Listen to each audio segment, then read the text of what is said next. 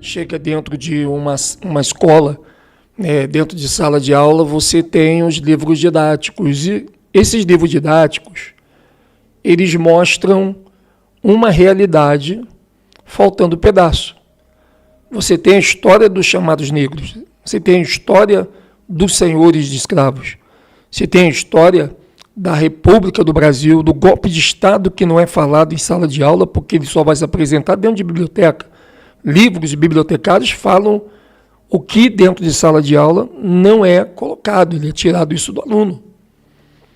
Então, como é que você vai fazer para descobrir, por exemplo, a verdadeira identidade dos negros? Como é que você vai fazer isso? Se você não tem a informação de quem eram esses chamados negros antes da escravidão.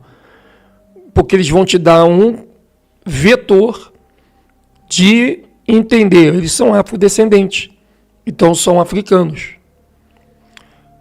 Mas aí existe, olhando para a história, que não tem essa ideologia de dizer que os negros são afrodescendentes, que os africanos foram escravos na América na mão de europeus.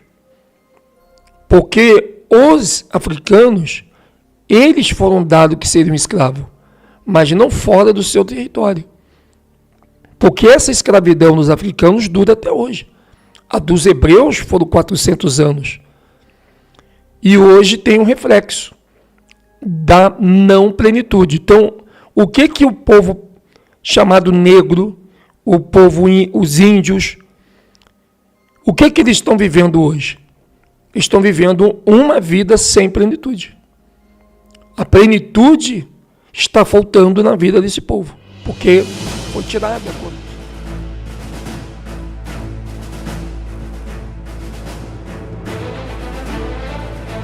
A gente monta esse quebra-cabeça da história do povo chamado negros, nós conseguimos encontrar caminhos dentro do próprio campo acadêmico. É lá dentro da faculdade, junto à Bíblia, inclusive os 2 livros estão dentro das bibliotecas, você não precisa levar a sua, que você consegue fazer a montagem desses quebra-cabeça. Essas peças, elas começam a se conversar dentro de uma linha de comunicação, desvendando, na verdade, tudo o que acontecia a esse povo escravo antes de chegar aqui. Então você vai descobrir quem eram os chamados negros da história do Brasil no campo acadêmico, lendo a história deles no campo religioso. Por que eu digo religioso? Porque não que a história seja religiosa, mas a religião, ela retém a Bíblia como refém para construir os seus impérios de mentira e ocultação. Então você tem a mentira está dentro da religião e a ocultação está dentro do campo acadêmico. Então uma oculta, a outra mente. E isso é feito de forma que você não perceba. Então você vai ver hoje pessoas querendo dizer assim, temos que reparar o sofrimento dos negros, temos que reparar o sofrimento dos índios. Mas só que reparar com apenas prosperidade não desfaz o estrago da perca da identidade. Porque é a identidade que tem que ser devolvida. Enquanto não se devolve a identidade, não adianta reparar com bens materiais. Por mais que façam tudo para que esse bem seja reparado.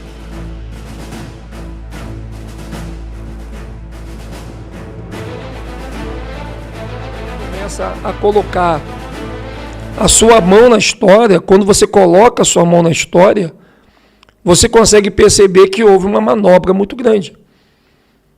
Então, a escravidão, ela não pode ser trazida da maneira que tem que ser trazida, no sentido de descortinar todo um viés que identifica esse povo. Porque a partir do momento que você identifica o povo identificável, você começa a dar vida a uma história que não deveria dar. Digo isso de passagem para o desespero de quem vive através da mentira.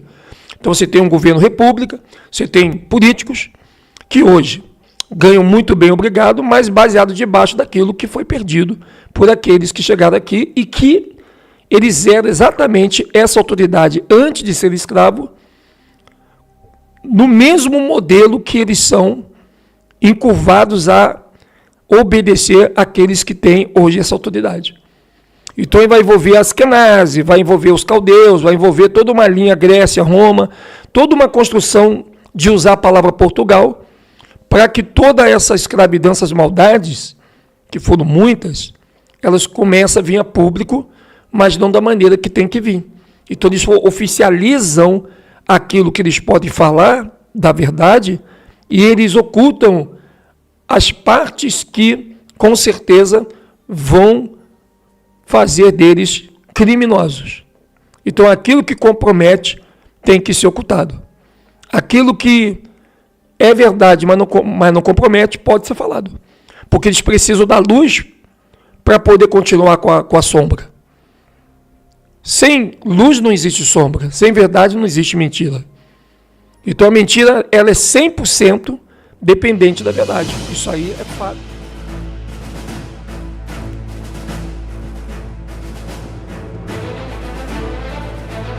A partir do momento que a história ela vai avançando, se percebe que eles fizeram de tudo no meio do caminho, desde da proclamação da República de Marechal Deodoro da Fonseca até os dias de hoje. Quando você vai conversar sobre esse assunto com qualquer pessoa, independente do seu grau de instrução, eles têm uma dificuldade enorme de entrar no assunto. Alguns não entram porque eles sabem, mas eles não podem falar. Outros não entram porque eles não sabem. Então, como é que eles vão falar? Então, você tem uma dificuldade enorme de abordar esses assuntos, principalmente com universitários. Se você pega uma história do Brasil, junto com a Bíblia, e fala, olha, esse povo negro que vocês viram aqui na gravura dos seus livros didáticos, como escravos, eles são a casa de Judá. Esses são os verdadeiros judeus, cuja suas identidade foi tirada. E a Bíblia fala que isso iria acontecer, porque eles não teriam noção de quem eles são. Então, olha só, hoje você chega para um pretinho na favela, no morro, na rua, diz que ele é um judeu, ele não acredita. Cara, tu é da tribo de Judá. E ele ri de você. Porque nós fomos condicionados a olhar para os caucasianos, as Askenazi, dizendo, aqueles lá que são judeus. Nós somos descendentes de escravo.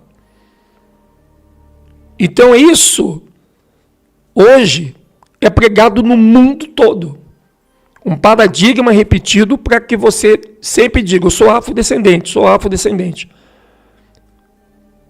Não é que nós temos alguma coisa contra a África, porque a África é o berço das 12 tribos. As 12 tribos foram formadas lá, a partir dos 12 filhos de Jacó, quando estavam passando fome, o povo de Canaã. E Canaã é dentro do Brasil. Então isso eles não querem.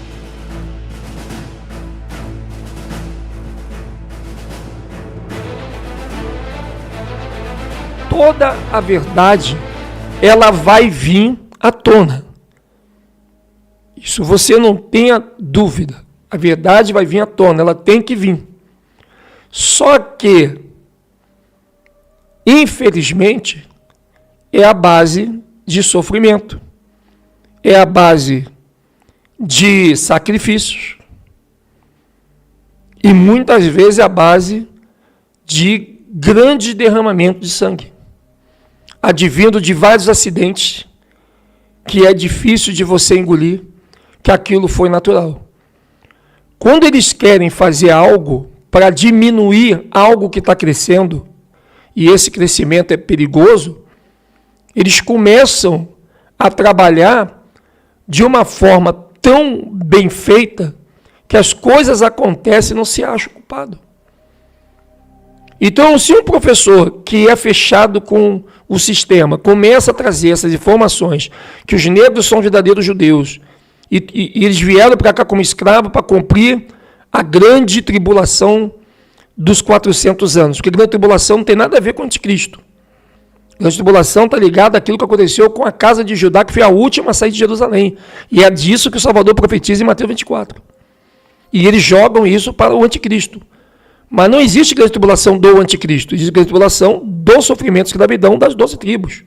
E também da inquisição dos branquinhos. E também da invasão que foi feita dentro de África, para que os nossos amados de Cã também ficassem até hoje na mão desses homens que governam o mundo, né, com o seu cetro da iniquidade.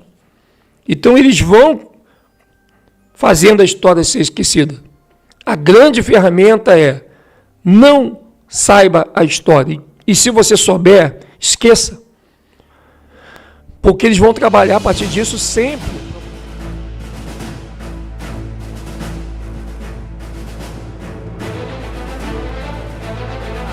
Aí agora, desde 2010, nós estamos aqui na plataforma do YouTube falando dessas informações históricas.